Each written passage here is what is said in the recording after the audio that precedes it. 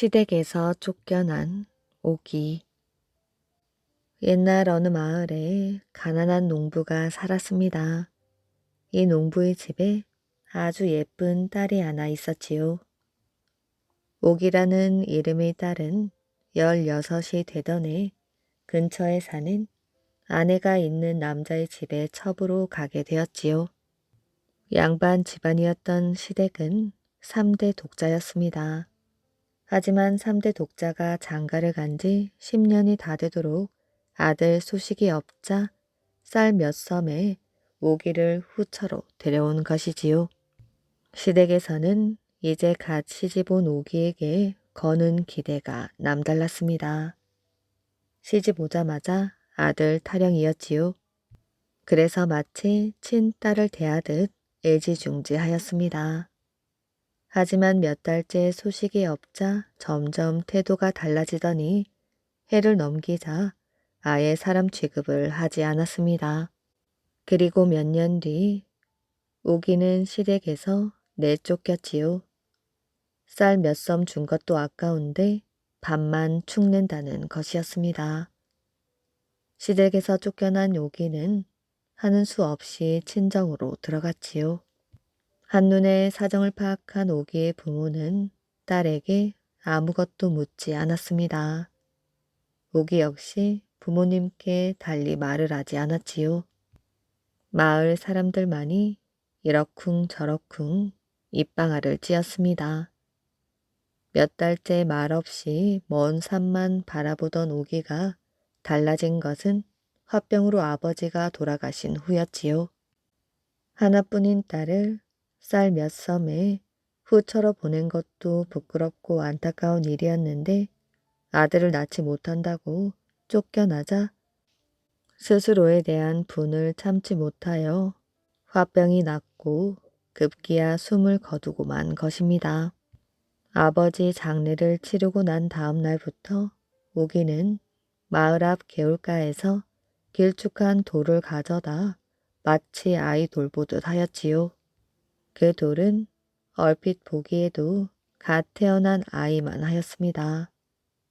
그런 돌을 오기는 보듬고 얼르고 심지어는 업고 다니기까지 하였습니다. 처음에는 손가락질하던 마을 사람들도 차츰 오기의 딱한 처지가 애처롭게 느껴져 따뜻하게 대해주었지요. 그런 오기를 혼자 두고 어머니마저 병으로 세상을 떠나고 이제는 정말 오기 혼자 남게 되었습니다. 아이처럼 데리고 다니는 돌과 단 둘이 남았지요. 그런데 얼마 지나지 않아 이제는 돌만 덩그러니 오기네 집을 지키게 되었습니다. 오기가 죽었기 때문이지요.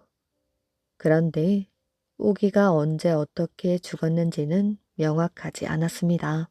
죽었는지 살았는지조차 분명하지 않았지요. 어느 날 돌만 남겨두고 오기가 사라졌기 때문입니다.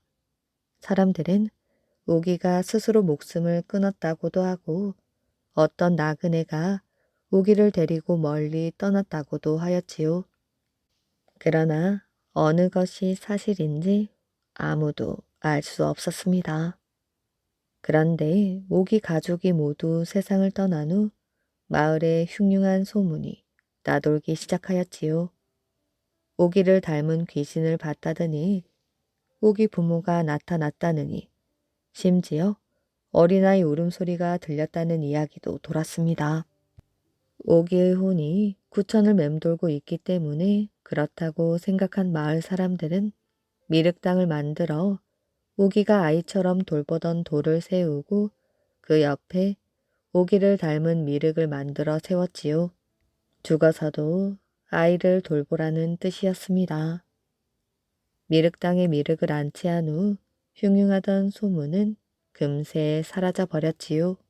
그런데 언제부터인가 아이를 갖지 못하는 여인들이 이곳에 치성을 드리고 미륵 머리를 들었다 놓으며 아기를 갖는다는 소문이 돌기 시작하였습니다. 미륵의 머릿돌은 겉으로는 가볍게 보이지만 꼭 붙어 있어 아무나 쉽게 들 수가 없다고 합니다. 어느 날 어떤 여인이 시집을 오자마자 시어머니가 미륵도를 들어보라고 시켜 4번을 들었다 놨다 하였지요. 하지만 5번째 들려고 하니 꿈쩍도 하지 않았습니다. 4번을 든 여인은 4남매를 두었다고 합니다. 아들을 살려준 까치. 옛날 어느 마을에 매를 기르는 한 교생이 있었습니다. 날마다 새를 잡아서 먹이다 보니 숲속의 새나 처마 밑의 참새까지 씨가 마를 지경이었습니다. 그런데 아직 깃털이 채 자라지 않은 새끼 매들이 조롱에 가득하였지요. 교생에게는 15살 나는 딸이 있었는데 까치 새끼 한 마리를 상자에 넣어 기르고 있었습니다. 벌레를 잡아 먹이다가 좀 자라자 남은 밥과 고기 조박을 먹이며 늘 내 까치라고 애지중지하였지요. 까치도 딸을 따르며 재롱을 피웠습니다. 딸이 손바닥에 밥알을 놓고 부르면 머리를 갸웃거리고 날개를 치며 달려와서는 어미에게서 먹이를 받아먹는 새 새끼처럼 입을 벌리곤 하였지요. 털이 다 자라자 아침에는 밖으로 나가 먹이를 찾아다니다가도 저녁이면 꼭 돌아와 상자에서 잤습니다. 딸이 시집을 가자 다시 집에 돌아오지 않고 때로 한 달에 한 번씩 시집에 찾아오기도 하고 2달에 한 번씩 찾아오기도 하였습니다. 딸은 먼 발치에서 보고도 자기 까치인 줄 알아보고 반갑게 맞이하곤 하였지요. 내 까치가 왔구나. 그러면 까치는 대뜸 품 속으로 날아들어서는 옷섭에 주둥이를 비비기도 하고 어깨 위로 올라와서는 머리카락을 물기도 하면서 재롱을 피우곤 하였지요. 딸도 까치를 안고 한참 동안 쓰다듬어 주었습니다. 그런데 까치가 다시 날아간 뒤 점차 드물게 찾아오더니 몇 년 지나서부터는 아예 오질 않았습니다. 그 뒤 얼마 안 있어 딸은 남편이 죽어 아들 하나를 키우며 살았지요. 그런데 아들이 3살이 되자마자 마마를 치르다가 위급하게 되었습니다. 시집에는 아직 마마를 치르지 않은 어린아이들이 많았으므로 딸은 앓는 아들을 안고 이웃 마을에 피해 있었지요. 자그마한 촌 마을에 의원이 있을 리가 없어 아들의 병은 점점 심해져 가더니 나중에는 골문 자리가 터져 까만 피가 나오며 어쩔 수 없게 되었습니다. 딸은 숨진 아이를 방 안에 누인 채 이불로 덮어놓고 문 밖에 혼자 나와 앉아 목 놓아 울었지요. 한참 울다 보니 갑자기 깍깍하는 까치 소리가 들렸습니다. 내 까치가 왔구나. 딸은 눈물을 씻으며 반색하였지요. 가슴에 꽉 차오르는 애타고 슬픈 생각을 어디 펼 데가 없던 참이라 까치에게 울며 하소연을 하였습니다. 내 팔자가 기구하여 자식 하나 있던 것마저 보존하지 못하였구나. 뼈에 사무친 이 슬픔을 네가 아느냐? 딸의 말을 들은 까치는 품 속으로 곤두박이듯 날아들었습니다. 그러고는 안으로 들어가고 싶은 듯 날개를 펴고 퍼덕거렸지요. 네가 들어가 보고 싶어 그러느냐? 딸이 손으로 문을 반쯤 열어주자 까치는 깡충깡충 뛰어 아이 곁에 가더니 이불을 물어 젖히고 주둥이를 내밀어 아들의 콧구멍을 4-4번 연거푸 쪼았지요. 그러자 검붉은 피가 한 종발이나 되게 쏟아지며 아이가 대뜸 깨어났습니다. 까치는 밖으로 날아가 버리더니 그 뒤 다시는 찾아오지 않았지요. 까치 흉내를 낸 부부. 성종 임금은 백성들이 형편을 살피러 다니는 일이 많았습니다. 다행히도 여러 대신들은 맡은 바 제 구실을 올바르고 충성되게 해주고 있었지요. 그러나 성종 임금은 백성들을 복되게 해줄 수는 없을까? 그리고 들에 파묻혀 고생하는 인재는 없나? 하는 생각을 언제나 가지고 있었지요. 이런 생각이 날 때에는 변장을 하고 밤을 기다려 혼자 살짝 대거를 빠져나가곤 하였습니다. 그날도 성종은 밤이 깊어 미복을 하고 동대문 밖 으슥한 길을 걸었지요. 길가의 오막살이 외딴집 근처에 왔을 때였습니다. 성종은 지나쳐 가다가 무심코 발을 멈췄지요. 고요하던 그 집 살인문이 갑자기 삐그덕하는 것이었습니다. 기척을 들은 성종은 냉큼 그늘로 가 숨었지요. 그리고 그 집을 가만히 살펴보았습니다. 한 노파가 살금살금 밖으로 나왔습니다. 그 모습이 마치 누구에게 들킬까 겁내는 것 같았지요. 그런데 정작 수상한 일은 그 다음부터 일어났습니다. 살인문 옆 큼직한 감나무 위에서 벼랑간 까깍하고 까치 울음소리가 났습니다. 그러자 노파가 위를 쳐다보며 까악하니 그 위에서 또 그 소리가 들려왔지요. 그런 행동을 몇 번이나 되풀이했습니다. 성종은 너무 수상하여 입을 딱 벌린 채 멍하니 보고만 있었습니다. 마침내 성종은 참지 못하고 에헴하며 헛기침을 하였지요. 그 순간 노파가 기겁을 하면서 안으로 도망쳐 들어갔습니다. 곧이어 나무 위에서 어떤 사람이 허겁지겁 내려오더니 노파의 뒤를 따라 들어갔습니다. 성종은 막 다치려는 살인문까지 달려가 몸으로 밀다시피 하고 들어섰습니다. 저만큼 처마 밑에 늙은 내외가 오들거리며 서 있었지요. 놀라게 해서 미안하오. 댁에 무슨 곡절이 있어 보이기에 이렇게 체면불구하고 들어왔소. 늙은 내외는 머리를 가슴까지 푹 숙인 채 대답을 못하였지요. 그들은 부끄러워 어쩔 줄 몰라 하는 것 같았습니다. 그러다가 무슨 결심을 하였는지 보니 여느 분 같지 않아서 솔직히 말씀드리겠습니다. 누추하지만 우선 방에 잠시 드십시오.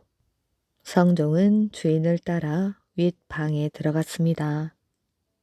거기에는 깨진 기름찬에 심지불이 가물거리고 둘레에는 책이 산처럼 쌓여 있었지요. 이 사람은 늙은 몸으로 공부를 많이 하는구나. 성종은 속으로 감탄하였습니다. 인사를 나눈 노인은 다음과 같은 이야기를 하였습니다.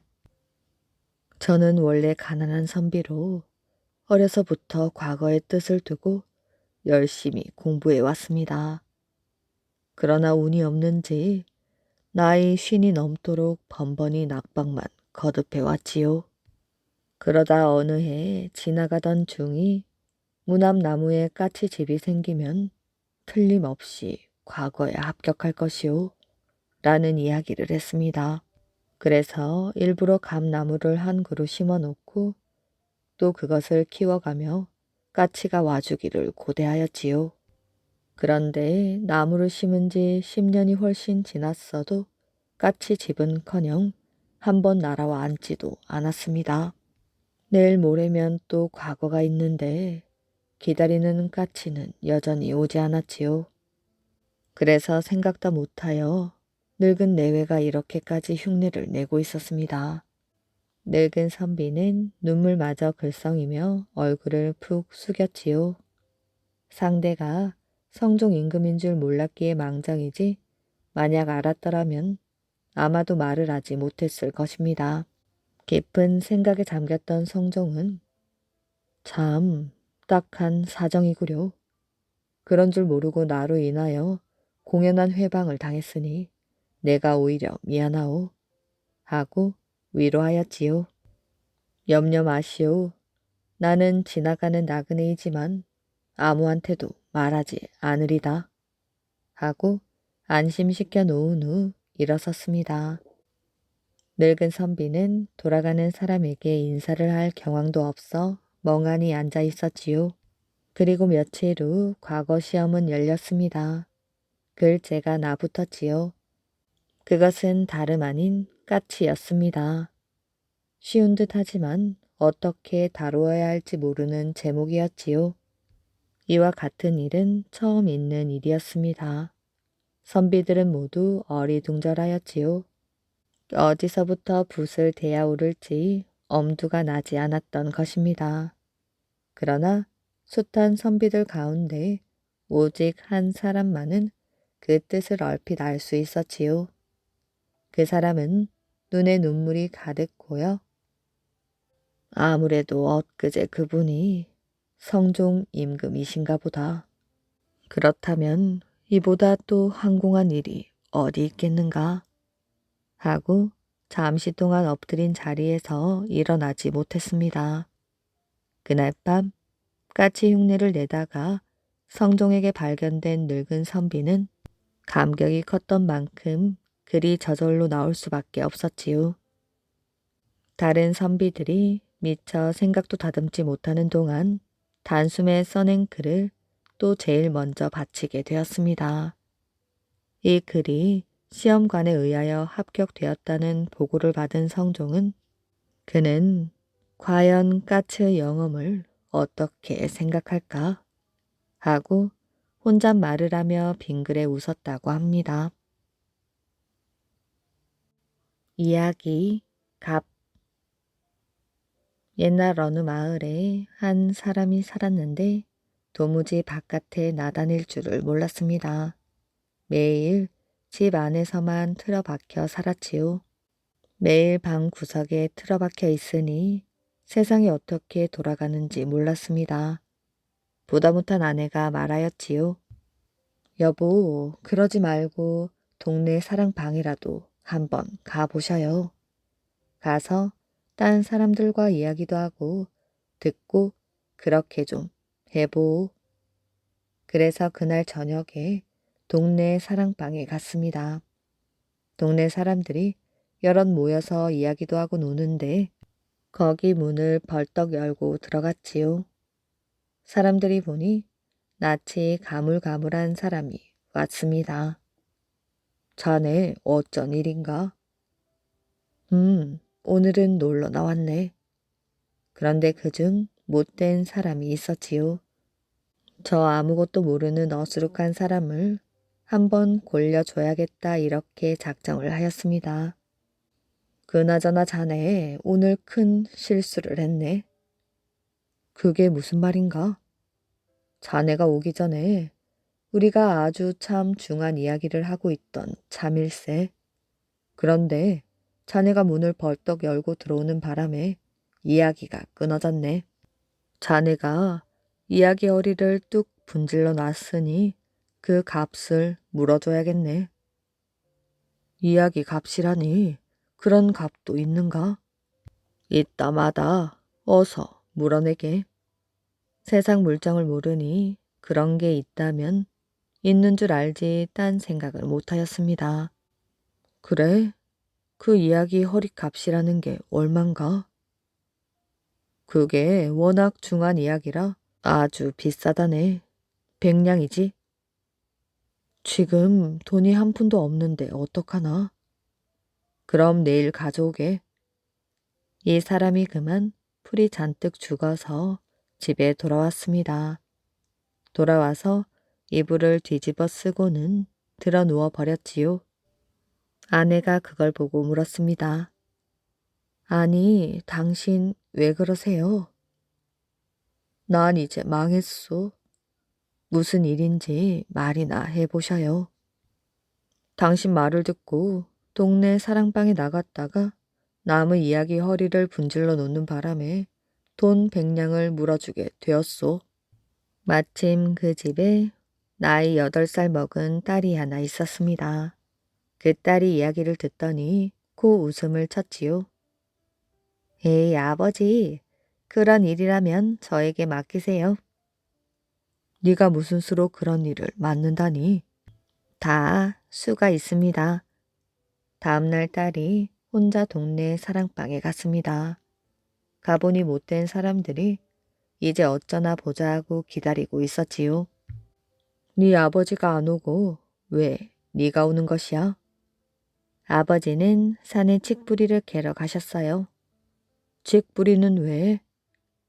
날이 오래 가물어서 마당에 금이 갔거든요. 그것을 꿰매려고요. 들어보니 참 이상한 말이었습니다. 땅에 금이 간 걸 칡뿌리로 꿰맨다니 그게 말이 되는 이야기겠어요? 나 원 참 칡뿌리로 마당 꿰맨단 소린 머리에 털 나고 처음 듣네. 하니 딸이 냉큼 그 말을 받아 나도 이야기 허리값 물어준단 소린 머리에 털 나고 처음 듣는데요. 하였지요. 그러니 뭐 할 말이 있겠어요? 얼굴이 벌개져서 아무 말도 못하였습니다. 그 다음부터 그 사람이 사랑방에 놀러 가도 아무도 골리는 이가 없었습니다. 도끼 날의 구멍. 옛날 어느 마을에 장사가 살았는데 힘이 보통이 아니었습니다. 지게를 지면 키 곱절이나 되는 무쇠 지게를 지고 길을 가면 하루에 1000리씩을 가고 도끼를 쓰면 무게가 1000근이나 되는 쇠도끼를 썼습니다. 근방에 겨룰 만한 사람이 없으니 이 사람이 힘 자랑이나 해보려고 집을 나섰지요. 무게가 1000근이나 되는 도끼를 둘러매고서 나섰습니다. 온 나라 구석구석을 다니면서 힘 꽤나 쓴다는 장사를 만나 힘 겨룸을 해보고 싶었지요. 그렇게 가다가 한 번은 어느 장터에 가게 되었습니다. 장터에 가서 도끼를 앞에 내려놓고 앉아서 쉬고 있는데 지나가던 처녀가 말을 걸었습니다. 장사님, 그 도끼 팔 건가요? 팔 거면 내가 삽시다.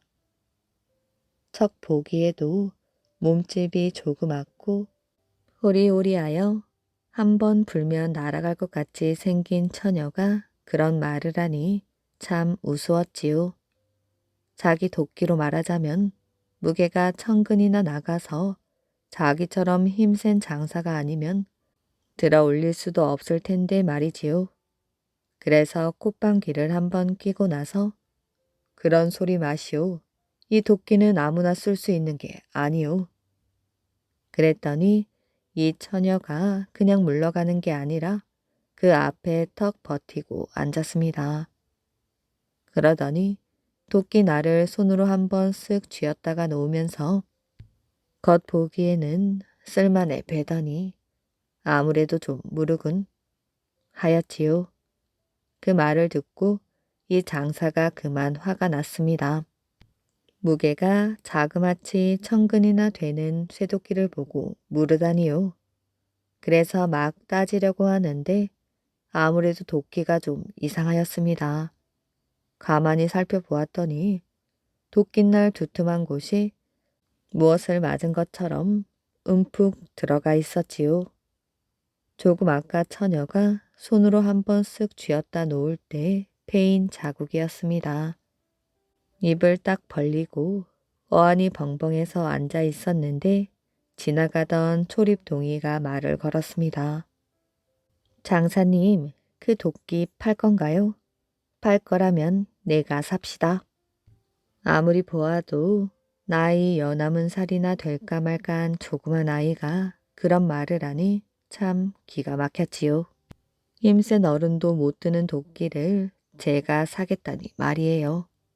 그런데 그 초립둥이가 도끼날을 손으로 한번 쓱 쥐었다 놓으면서 하는 말이 겉보기에는 쓸만해 배더니 장난감밖에 안 되겠군 하였지요.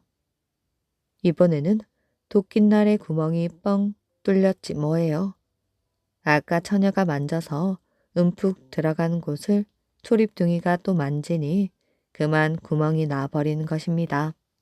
그걸 보고 이 장사가 아주 혼이 다 빠져서 슬금슬금 주랭락을 쳤습니다. 그리고는 고향으로 돌아가서 그 다음부터는 절대로 힘 자랑 같은 것은 하지 않고 살았지요. 구두쇠 백과부. 근검절약하며 평생 모은 재산을 사회에 되돌린 백선행에게는 좌우명이 있었습니다.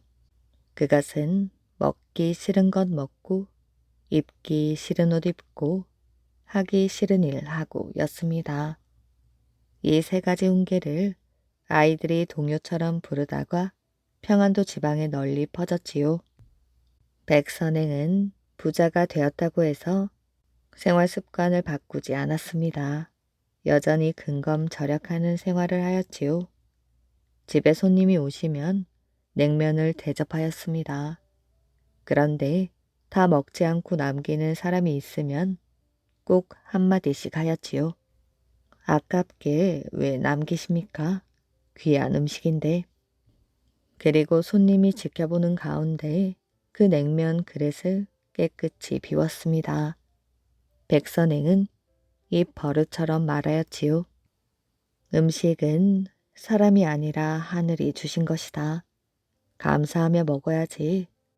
농사 짓는 사람의 정성을 생각한다면 밥풀 하나라도 그냥 버려서는 안 돼. 혼자 사는 백선행이 돈이 많다는 소문을 듣고 평양 부윤으로 부임한 팽한주는 백선행에게 누명을 씌워 감옥에 가두어 버렸습니다. 그리고는 자기에게 재산을 바치면 풀어주겠다고 하였지요. 팽한주는 백성들의 재산을 빼앗기 위해 수단과 방법을 가리지 않는 탐관오리였습니다. 그러나 백선행은 눈 하나 깜짝하지 않았지요. 돈 한 푼 줄 수 없다고 끝까지 버텼습니다. 결국 팽한주는 백선행을 풀어주지 않을 수 없었지요. 그리고 어느 날 밤에는 백선행의 집에 도둑이 들었습니다. 돈을 내놓지 않으면 죽여버리겠다. 도둑은 칼을 들이대고 위협하였지요. 그러나 백선행은 조금도 떨지 않고 당당하게 맞섰습니다. 이놈, 니놈에게 줄 돈은 한 푼도 없다. 백선행은 큰 소리로 외치며 도둑에게 달려들었습니다. 도둑은 당황하였지요. 과부가 자신에게 덤벼들 줄은 전혀 생각하지 못했습니다. 도둑은 백선행을 칼로 찌르고는 얼른 달아나 버렸지요. 부상을 입은 백선행은 의원에게 치료를 받았습니다. 소식을 들은 사람들이 한결같이 말하였지요. 도둑이 요구하는 대로 돈을 내어주지 그러셨어요. 그렇다면 이렇게 다치시지 않았을 텐데. 그러자 백선행이 단호하게 말하였지요.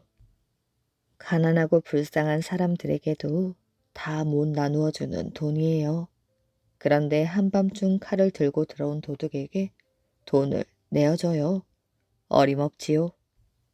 백선행이 세상을 뜨기 전까지 사회에 되돌린 돈은 모두 31만 6천여 원. 지금의 돈으로 환산하면 300억이 넘는 큰 돈이었지요. 60여 년을 근검절약하는 생활을 하였기에 그처럼 큰 부자가 될 수 있었던 것입니다. 그러던 어느 날 이런 소문이 돌았습니다. 자네 그 소식 들었는가? 백선행 여사가 오랫동안 앓던 병으로 세상을 떠나셨대. 그게 정말인가? 그렇게 선행을 많이 하시던 분이 돌아가시다니. 소문을 들은 사람들은 너도 나도 꽃 가게로 달려가 꽃을 샀습니다. 그러고는 문상을 알아 백선행의 집으로 달려갔지요. 백선행의 집에는 수많은 사람들이 몰려와 있었습니다. 평양 시내뿐 아니라 멀리 밖에서까지 문상 온 사람들도 많았지요. 뭐라고? 내가 죽었다고? 이렇게 멀쩡히 살아있는데 누가 그런 소리를 해? 평양 사람들은 집 앞에 나와 있는 백선행을 보고 기절할 듯이 놀랐습니다. 죽었다던 백선행이 버젓이 살아있었지요.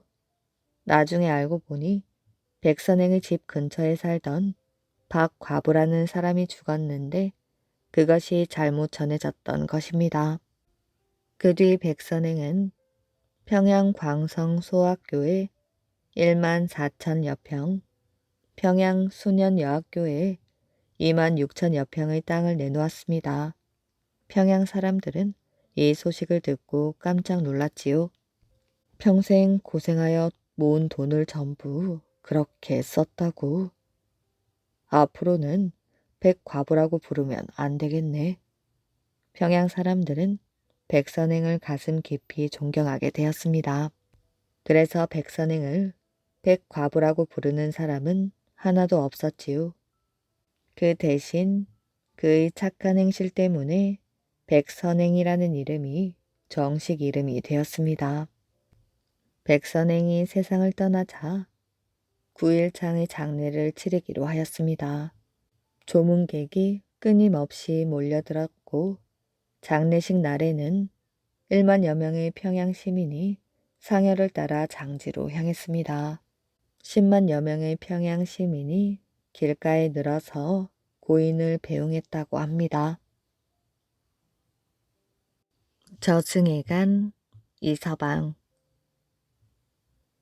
옛날 어느 시골에 이서방이라는 게으른 농부가 살았습니다. 아내는 열심히 일을 했는데 이서방은 매일 빈둥거리기만 하였지요. 더군다나 이서방이 술을 먹는 날이면 괜히 시비를 걸고 싸움을 하였지요.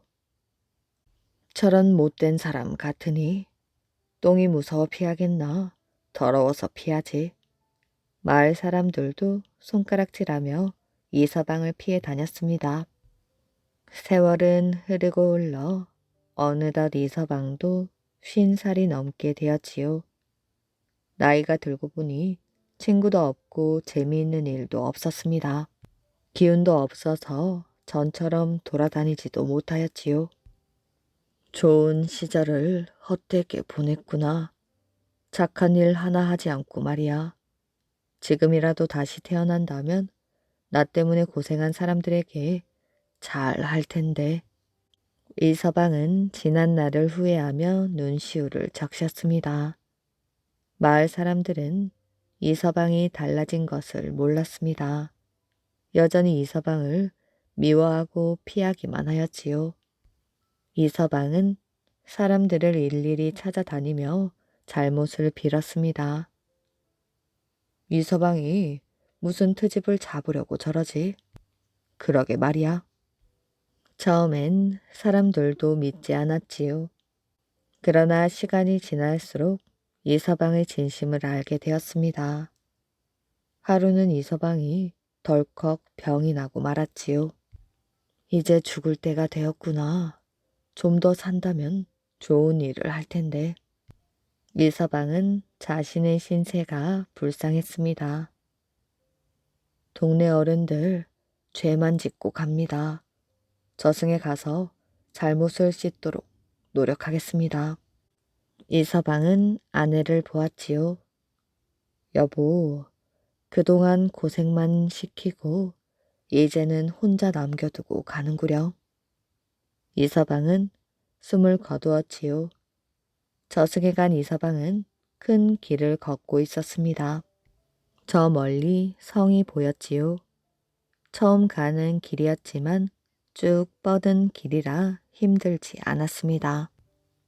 나 같은 놈은 죽어서 지옥에 가도 싸지. 내가 한 짓을 아는데 두려울 게 뭐가 있어. 그러나 할 일을 다 못하고 가니 눈물만 나는구나. 이서방은 훌쩍거리며 길을 걷다가 휘바람을 불면서 가는 사람을 만났습니다. 저 사람은 착한 일을 많이 하여 저렇게 즐겁게 저승길을 가는구나. 이서방은 휘파람 부는 사람이 정말 부러웠습니다. 여보시오, 무슨 즐거운 일이 있길래 휘파람을 불면서 가십니까? 나는 천국에 가지 지옥에는 가지 않을 테니까요. 휘파람을 부는 사람은 자신만만했습니다. 염라대왕을 만나지도 않았는데 어찌 아십니까? 나는 평생 절을 100개나 지었답니다. 절이 100개면 신도는 얼마이며 부처님은 얼마나 많이 모셨겠습니까? 그런 나에게 염라대왕도 어쩌지 못하시겠지요. 정말 대단한 일을 하셨군요. 이서방은 휘파람 부는 사람 뒤에서 풀이 죽어 걷고 있었습니다. 한 사람은 울고 한 사람은 웃으며 가는 저승길이었지요. 얼마 후 갈림길을 만났습니다. 너희들의 이름과 나이, 사는 동네를 대거라. 저승사자가 물었습니다. 두 사람은 대답하였지요. 이번에는 살아서 한 일을 말해보아라. 두 사람은 솔직하게 말했습니다. 내가 알고 있는 대로구나. 여기는 지옥과 천국으로 갈라지는 곳이다. 절을 100개나 지은 사람은 이 넓은 길로 가고 훌쩍거리는 너는 이 좁은 길로 가거라. 저승사자가 명령을 내렸지요. 이서방은 이미 각오를 한 일이었지만 앞이 캄캄하기만 했습니다. 그런데 이서방이 가는 좁은 길은 이상하게도 걸을수록 넓어졌습니다. 한참을 가는데 좋은 집이 나왔지요. 어서 오십시오. 여기는 천국입니다. 그런데 당신은 좋은 곳에 왔는데 왜 그렇게 기운이 없습니까? 문지기가 의아하다는 듯 물었습니다. 뭐라고요? 천국이라고요? 그렇다면 나랑 헤어진 사람은 어디로 갔습니까? 문지기는 이서방을 데리고 오던 길을 다시 걸어 넓은 길로 갔습니다. 그 길은 갈수록 좁아지는 길이었지요. 한참을 걷다 보니 산 길이 나오고 이내 절벽이 나왔습니다. 절을 100개나 지은 사람은 절벽 소나무 가지에 매달려 있었습니다. 아니, 왜 저 사람이 저기에 있습니까? 자, 보시오. 문지기는 손가락으로 소나무 가지에 매달린 사람을 가리켰습니다. 절벽 밑에는 뱀이 우글거리고 있고 소나무 가지는 곧 부러질 것이요. 또 목이 마르면 절벽에서 떨어지는 물을 한 방울씩 혀로 핥아야 할 것이요. 이서방은 아무래도 이상하였지요. 절을 100개나 지은 사람은 자기 돈으로 지은 것이 아니라 사람을 속이고 거짓말을 하면서 지은 것이요. 그러면서도 평생 자기는 잘못한 일이 없다고 믿으며 반성하지 않고 살았소. 문지기는 차근차근 이야기를 했습니다. 그렇다면 저는 어찌 천국에 왔지요? 당신은 술과 싸움, 노름으로 과거에 많은 죄를 지었소. 그러나 잘못을 뉘우치고 새 사람이 되려고 노력하지 않았소. 이서방은 그제야 많은 것을 깨닫게 되었습니다. 친구를 잃은 사람. 옛날 어느 마을에 박씨성을 가진 사람과 병씨성을 가진 사람이 있었습니다. 그들은 가난하였지만 서로 도우며 살고 있었지요. 그러던 어느 해 예전에 없던 흉년이 들었습니다. 아버지, 배고파요. 박서방과 병서방은 배고파하는 아이들을 보면서 가슴이 아팠지요. 두 사람이 나무 밑에 마주 앉았습니다. 여보게 병서방, 이렇게 굶어 죽을 수는 없지 않은가? 자네 말이 옳네. 우리 살 방법을 찾아보세. 다음날 둘은 가족을 데리고 길을 떠났습니다. 얼마쯤 갔을 때 두 갈래 길이 나왔지요. 우리 여기서 헤어지세. 빌어 먹어도 입이 적어야 낫지 않겠나? 박서방은 병서방의 손을 꼭 잡았습니다. 옳은 말이네. 누구든 먼저 좋은 곳을 찾아 잘 살게 되면 다시 모여서 살아보세. 그럼 당연하지. 우리 우정이 어디 가겠나? 병서방은 서쪽으로, 박서방은 북쪽으로 길을 떠났습니다. 두 사람은 자꾸 뒤를 돌아보았지요. 병서방은 산 비탈을 돌아 산을 넘고 들을 지났습니다. 며칠을 걷고 걸어서 서해 바닷가에 도착하였지요. 작은 섬으로 건너가서 땅을 일구고 농사를 지어야겠어. 병서방은 배를 타고 작은 섬으로 건너갔습니다. 병서방은 해마다 풍년이 들어서 형편이 좋아졌습니다. 몇 년 후 병서방은 남 부럽지 않게 살게 되었지요. 그런데 형편이 나아지면 나아질수록 병서방의 마음도 변했습니다. 자그마한 재물이 생기더라도 눈을 부릅뜨고 곳간에 쌓아두었습니다. 사람들은 그런 병서방에게 병깍쟁이란 별명을 지어 불렀지요. 어느 해 가을 병서방의 큰 아들 결혼식이 있었습니다. 잔치 준비를 하느라 온 집안이 떠들썩하였지요. 잔칫날 쓸 술은 큰 항아리에 담궈 갈대밭 속에 묻어두었습니다. 병서방은 흐뭇하게 웃으며 술이 있기를 기다렸지요. 잔칫날이 가까워지자 병서방은 갈대밭으로 가보았습니다. 시큼한 술 냄새가 가득하구나. 항아리를 들여다본 병서방은 독에 빠져있는 뱀을 보고 화들짝 놀라서 뒤로 넘어져 버렸지요. 이런, 서둘러 술을 다시 담궈야겠어. 병서방은 기겁을 하며 집으로 돌아갔지요. 드디어 잔칫날이 되었습니다. 잔치가 한창인데 거지 하나가 누더기 옷을 입고 찾아왔습니다. 이 거지는 다름 아닌 박서방이었지요. 박서방은 사방을 돌아다녔지만 살림이 좋아지지 않았습니다. 게다가 병까지 얻어 살아갈 길이 막막하기만 하였지요. 박서방은 산골에 살면서 병서방과 사이좋게 지냈던 일을 떠올렸습니다. 차라리 병서방을 찾아가 같이 고향으로 가서 살자고 해야겠다. 박서방은 병서방을 보자마자 기뻐 어쩔 줄을 몰랐습니다. 병서방, 이게 얼마만인가? 그간 잘 있었나? 그런데 병서방은 대답도 않고 손님들과 술만 마셨습니다. 여보게 병서방, 날쌔 박서방이라네. 박서방은 자신이 너무 말라서 못 알아보는 것이라 생각했습니다. 박서방이 누구란 말인가? 별 이상한 사람 다 보겠구먼. 박서방은 기가 막혔지요. 잘 살게 되면 서로 도우며 사이좋게 지내기로 하지 않았나? 박서방은 병서방에게 몹시 화가 났습니다. 하지만 기운이 없어 더 이상 따질 수도 없었지요. 여보게, 정 그렇다면 목이 말라 그러니 막걸리나 한 사발 먹고 가게 해주게. 병서방은 귀찮다는 듯이 박서방을 흘겨보았습니다. 지금 술이 없으니 저기 갈대밭에 가면 새 술 항아리가 있을 걸세. 어서 가보게. 그 말을 들은 박서방은 갈대밭으로 가보았습니다. 술 냄새가 코를 찔렀지요.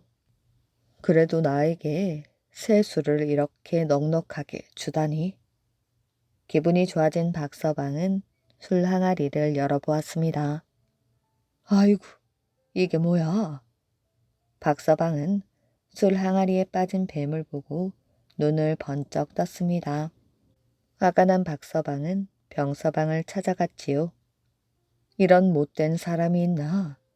뱀이 빠져 죽은 술을 마시라고 준단 말인가? 자네 같은 사람들을 위해 만든 술인데 안 먹겠다면 할 수 없지. 병서방은 박서방에게 술을 한 잔도 주지 않았습니다.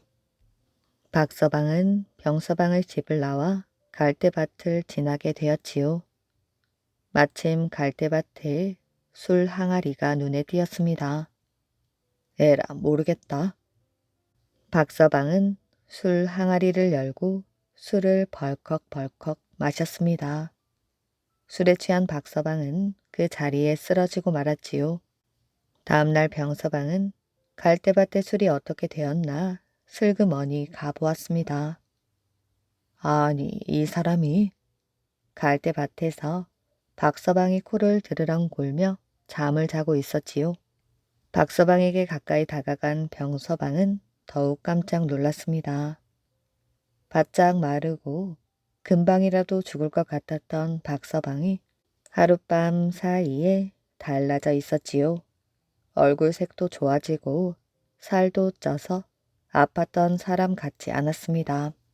건강해진 박서방을 보니 병서방의 마음도 바뀌었지요. 일손이 부족했던 병서방은 박서방을 집에 붙잡아 놓고 일을 시키고 싶었습니다.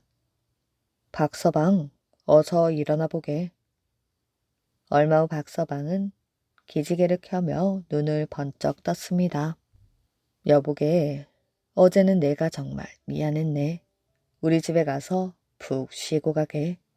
가족들도 데리고 와서 함께 살도록 하게. 박서방은 병서방의 말에 섭섭했던 마음이 사라졌습니다. 날이 갈수록 박서방의 몸은 좋아졌지요. 그런데 어찌된 일인지 병서방은 그날부터 시름시름 앓기 시작했습니다. 그리고 며칠 후 병서방의 병은 온 집안 식구들에게 퍼져 온 식구가 죽게 되었지요.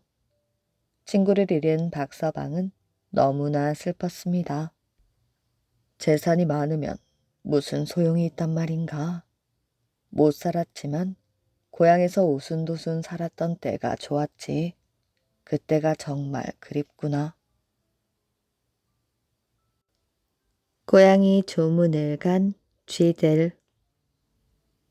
옛날 어떤 마을에 고양이를 무척 사랑하는 농부가 살고 있었습니다. 농부는 어느 날 밭에서 돌아오다가 어미를 잃고 슬피 우는 고양이 새끼 한 마리를 보았어요. 농부는 그 고양이 새끼를 자기 집에 데려다 자식처럼 애지중지 키웠습니다.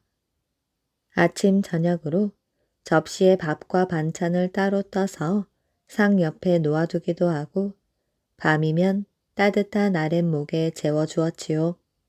고양이 새끼는 주인의 따뜻한 보살핌 속에서 응석을 부리며 자라나 어느덧 큰 고양이가 되었습니다.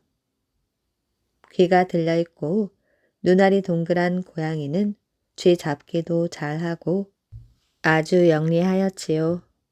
낮이면 집도 잘 지켜 늘 주인의 칭찬을 받았답니다. 그러던 어느 해 가을, 고양이를 그렇게 사랑해 주던 주인이 심한 병에 걸려 자리에 눕게 되었습니다. 별별 약을 다 써보았지만 도무지 효험이 없었지요. 병세는 점점 더해 가기만 하는데 하루는 어떤 의사가 이 병엔 좋은 약이 없습니다. 단 한 가지 약이 있긴 하나 얼른 구하기가 어려울 것입니다. 하고 말하였어요. 주인이 그 말을 듣더니 그게 대체 어떤 약이냐고 다그쳐 물었습니다. 의사는 어려운 처방을 대주었어요. 이 병은 쥐 때문에 생긴 병이니 쥐 1000마리를 잡아 없애면 나을 것입니다. 그런데 무슨 수로 그 많은 쥐를 잡을 수가 있겠어요? 주인의 눈에는 눈물이 그렁그렁 고였다가 두 볼로 쭈르르 흘러내렸습니다. 옆에서 그 모습을 측은하게 지켜보던 고양이의 눈에도 그렁그렁 눈물이 맺혔지요. 고양이는 병세가 기울어가는 주인의 가련한 모습을 더 보고만 있을 수가 없어 슬며시 일어나 밖으로 나왔습니다. 고양이는 온 마을 고양이들을 찾아다니며 쥐를 잡을 의논도 해보고 굴뚝 가장자리에 앉아서 많은 쥐를 단번에 잡아낼 생각도 굴려보았습니다. 이때 담장 너머 윗집에서 제사를 지내는 곡소리가 들려왔어요. 고양이는 그 소리를 들으니 어쩐지 마음이 좋지 않았습니다. 고양이는 담장을 기웃이 넘겨다 보았습니다. 많은 조객들이 찾아와 배 감투를 쓴 상제들과 인사를 나누고 있는 것이 보였습니다. 그 순간 고양이의 머리에는 그럴듯한 생각이 퍼뜩 떠올랐습니다. 자기도 배 감투를 쓰고 상제 노릇을 해보자는 것이었습니다. 자기 집에는 주인이 제사 지낼 때 쓰던 배감투 하나가 걸려 있었지요. 고양이는 벽장을 타고 뽀르르 기어 올라가 배감투를 벗겨 내렸습니다. 그러고는 그것을 머리에 쓰고 쥐구멍을 찾아가 쥐들이 나오기를 기다렸습니다. 한참 있으니 쥐 한 놈이 구멍에서 대가리를 내밀다가 고양이를 보고 깜짝 놀라 다시 구멍 속에 기어들려고 하였습니다. 그러자 고양이가 그 놈을 보고 꾸짖어 댔습니다. 요놈, 네 아무리 도적질을 일삼는 놈이기로 그렇게 예절마저 잊어먹었단 말이야. 내 요즘 부모를 여의어 상을 치르고 있는데 한 놈도 나와 조문을 하지 않으니 그런 못된 버릇이 어디 있느냐? 두고 보거라. 내가 친구들을 수십 명 불러다가 예절도 모르는 니놈들의 씨를 말리고 말 것이야. 고양이가 노한 소리로 쥐에게 으름장을 놓았습니다. 쥐는 그 소리를 듣고 겁이 나 구멍 속에 들어가 여러 쥐들을 모아놓고 의논을 하였지요. 아무래도 우리가 조문을 가야겠어. 그렇지 않다간 더 큰 화를 당할지 몰라. 조상이야 가야지. 제 아무리 악한 놈이기로 조문을 갔는데 설마 해치기야 하겠니? 그럼 내가 먼저 나가 조문을 하며 거동을 살펴보고 올 것이야. 늙은 쥐 한 마리가 굴 밖으로 기어나갔습니다. 늙은 쥐는 아이고 아이고 하며 곡을 하는 고양이 앞에 넙죽 엎드려 절을 하고 나서 우리가 무식해서 어른께서 상 당하신 것도 모르고 제때 조문을 못했사오니 널리 용서해 주시기 바랍니다. 하고 손이 발이 되도록 빌었습니다. 고양이는 쥐를 잡아먹는 대신에 조문을 받고 대단히 고맙다며 그놈을 칭찬해 돌려보냈습니다. 그제야 쥐들은 안심하고 한두 놈씩 차례로 나와서 조문을 하였지요. 고양이는 그때마다 좋은 얼굴로 인사를 받더니 이렇게 말하였습니다. 모두 조문을 해줘서 고맙습니다. 그런데 여러분은 수가 많고 나는 혼자이니 일일이 답례하기가 힘들구만요. 실례의 말씀인지는 모르겠으나 여러분이 모두 한꺼번에 나와 조문을 해주셨으면 고맙겠습니다. 그러면서 고양이는 아무 날 아무 때에 넓은 마당에서 기다리겠다고 했습니다. 여러 쥐들은 그것이 편하고 좋을 것 같아 그렇게 하기로 약속을 하였습니다. 고양이와 약속한 쥐들은 곧 온 동네 쥐들과 들쥐, 산 쥐들한테까지 일일이 통문을 띄워 약속한 날짜의 넓은 마당 앞에 모이기로 하였습니다. 드디어 약속한 날이 돌아왔어요. 고양이가 배 감투를 쓰고 서 있는 마당 앞으로 쥐떼들이 까맣게 모여들기 시작하였습니다. 이때 고양이는 미리 친구 고양이 수십 마리를 불러다가 보이지 않는 곳에 숨겨두고 쥐들이 다 모인 다음에 족치게 하였습니다. 배 감투를 쓴 고양이는 쥐들의 조문을 받으려고 그들 한 가운데로 걸어나가 곡소리를 울렸습니다. 그러자 숨어있던 친구 고양이들이 일시에 달려들어 온 쥐들을 한 놈도 남김없이 모조리 물어 젖혔습니다. 마당 앞에는 죽어 널브러진 쥐들이 산 더미를 이루었지요. 얼핏 보아도 수천 마리가 넘는 듯 하였습니다. 고양이는 그것을 흐뭇하게 바라보며 집 안에 들어가 주인집 아주머니의 치맛 자락을 잡아당겼습니다. 주인집 아주머니가 이상하게 생각하고 밖에 나가 보았더니 죽어 널브러진 쥐들이 수천 마리가 되었습니다. 주인집 아주머니는 너무 기뻐 이 이상한 일을 곧 주인에게 알렸습니다. 도저히 나을 가망이 없다던 주인은 그 소식을 듣고 씻은 듯 병이 나아 자리를 털고 일어나서 다시 일손을 잡게 되었습니다. 동네 사람들은 영리한 꾀로 주인의 은혜를 갚은 고양이를 모두 칭찬하였지요. 호랑이를 잡은 말도둑. 옛날 어느 고을의 여인들이 동네에서 가장 큰 옥인의 집들에 모여 배를 짜며 재미나는 이야기꽃을 피우고 있었습니다. 그런데 그때 말도둑 하나가 옥인의 집에 말을 훔치러 기어들었지요.